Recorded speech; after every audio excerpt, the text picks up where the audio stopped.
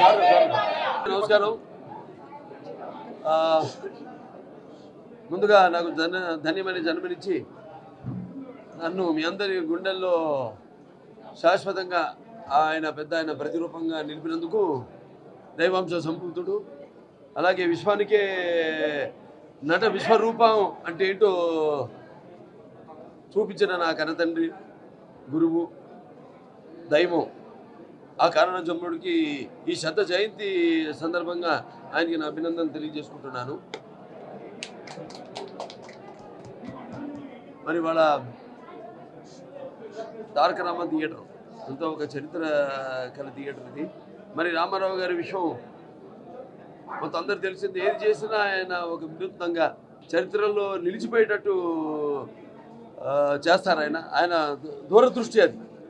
అంటే ఆయన జానపదాలలో ఆయన నడుస్తుంటే జానపదాలు జావిలీలు పడాయి, అలాగే మా పౌరాణికాలు ఏమో ప్రాణం పోసుకున్నాయి, అలాగే సాంఘికాలేమో సామాజిక గమనాలు పాడాయి, అలాగే పద్యం పదులెక్కింది, పాట నాటు నేర్చుకుంది, అలాగే కళాబద్దలి కలకలలాడింది, కన్నుల పండుగ చేసుకుంది, కలకల నవ్వింది.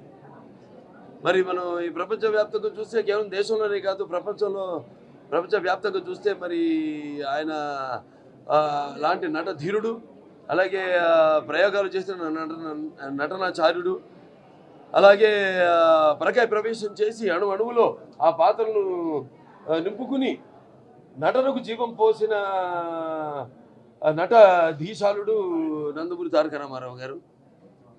అలాగే కేవలం మన సినిమాలే కాదు, అటు ఒక ప్రతి తెలుగు బిడ్డ, ప్రతి తెలుగు మట్టి గడ్డ, నేను ఒక తెలుగు వాడిని అని సగర్వంగా చెప్పుకునే విధంగా మరి వాళ్ళకు ఆవేశాన్ని ఇచ్చి వాళ్ళకి సానబెట్టి పదును పెట్టి మళ్ళీ బయటికి తెచ్చిన స్ఫూర్తి ప్రదాత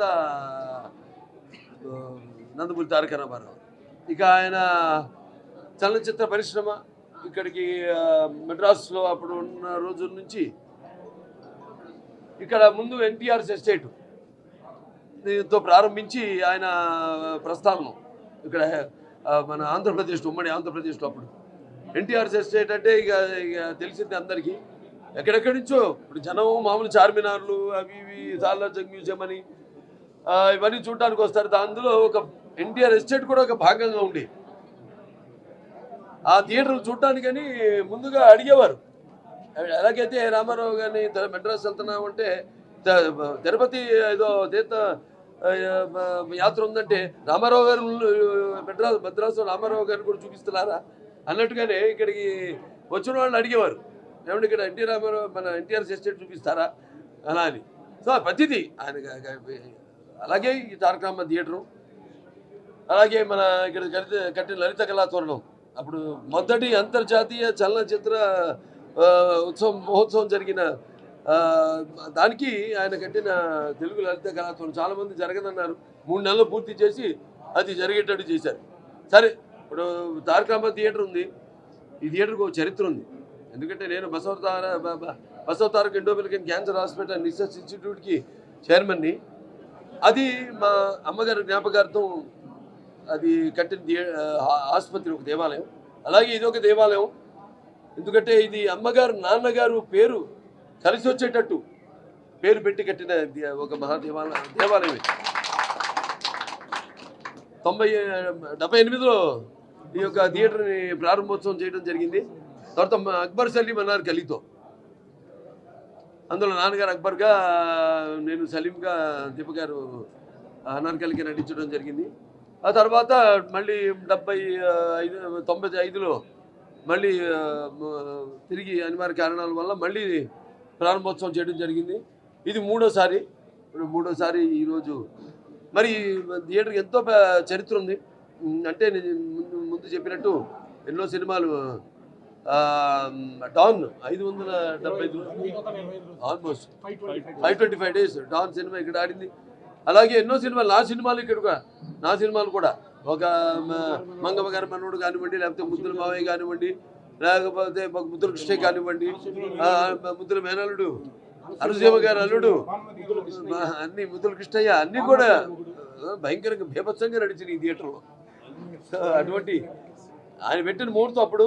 ఇంకోటి గుర్తు వస్తుంది, అంటే నాకు సెంటిమెంటల్గా ఏంటంటే, నా అబ్బాయి మోక్షజ్ఞ తారక రామ తేజ కూడా నాన్నగారు ఇక్కడ ఈ థియేటర్లోనే ఆయన పేరు పెట్టడం, నామకరణం చేయడం జరిగింది నా బాబు.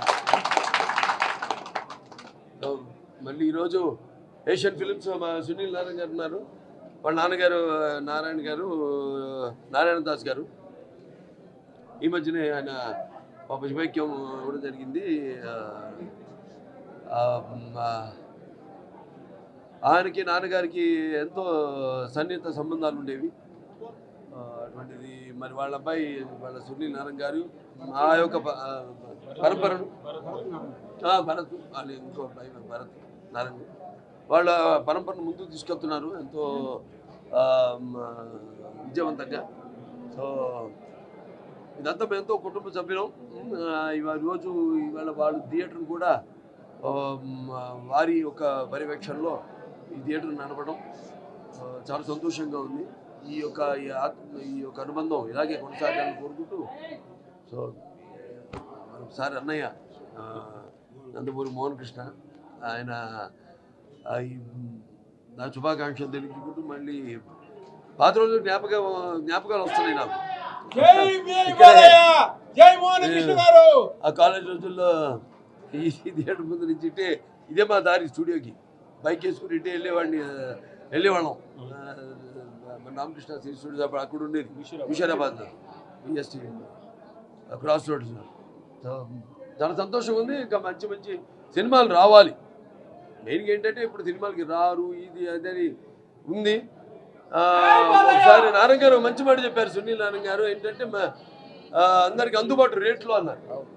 అది చాలా ఆరోగ్యకరమైంది ఇండస్ట్రీకి. ఎన్నో మంచి సినిమాలు కూడా వస్తున్నాయి. కాకపోతే ఏంటంటే ఏది ఎంతమంది ఎంతవరకు ఎన్నిసార్లు థియేటర్కి వచ్చి చూస్తారు సినిమా అన్నది ఒక ప్రశ్న.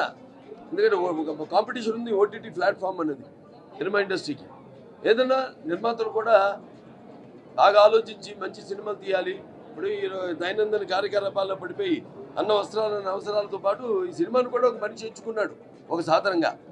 ఇటువంటి పరిస్థితుల్లో మరి సినిమా ఎలా ఉండాలి, ఎలా ప్రజల్ని మనం థియేటర్కి తీసుకురాగలుగుతాం అన్నది ఇండస్ట్రీలోని అందరూ కలిసి, ఒకళ్ళని పరిమితం చేయను, అదేదో నిర్మాతను దర్శకుడను హీరోను కాదు, ప్రతి ఒక్కరు కూడా వాటి మీద ప్రత్యేకమైన దృష్టి పెట్టాలి.